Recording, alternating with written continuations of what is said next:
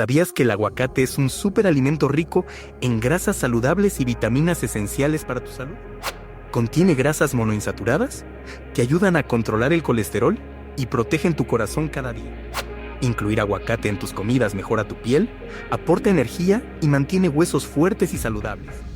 Además, sus antioxidantes combaten la inflamación, ayudando a prevenir enfermedades crónicas peligrosas. El potasio del aguacate regula la presión arterial y es vital para la función muscular y nerviosa. Su contenido de grasas saludables mejora la absorción de vitaminas A, D, este y K, esenciales cada día. Expertos recomiendan incorporar aguacate en dietas para equilibrar nutrientes y promover bienestar general.